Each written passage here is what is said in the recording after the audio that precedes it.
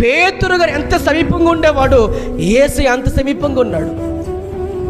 యేసయ్య ఎప్పుడైతే అప్పగించబడుతున్నాడో పేతురు దూరం దూరంగా వెళ్ళిపోతే యేసుప్రభువు చెప్పండి, ఖచ్చితంగా లోపల ఎంత బాధ ఉంటుంది. మనం నేర్చుకోవాల్సిన పాఠం ఏంటంటే, మన దగ్గర వారైనా, మన బంధువులైనా, మన స్నేహితులైనా, మన వారైనా సరే శ్రమలు రాగానే దూరం అయిపోతారండి. శ్రమ రాగానే నువ్వు దూరం అయిపోకూడదు. నీకు 3 మాటలు చెప్తాను. ఒక వ్యక్తిని మరొక వ్యక్తి ఎప్పుడు విడిచెళ్ళిపోతారంటే, 1 నీ దగ్గర ధనం లేనప్పుడు, 2 నీ దగ్గర ఆరోగ్యం లేనప్పుడు, ఆరోగ్యం బాగపోయినా, డబ్బు లేకపోయినా, అందం లేకపోయినా, తృణీకరించే రోజులు ఇవి. కానీ నువ్వు ఎలాగున్నా కానీ, నువ్వు మనిషివి లోపల ఒకలాగా బయట ఒకలా బ్రతుకుతున్నా కానీ, పాపంతో ఉన్నా కానీ, నీవు ఆయన విడిచిపెడతావేమో కానీ నేను ఎన్నడూ విడిపడి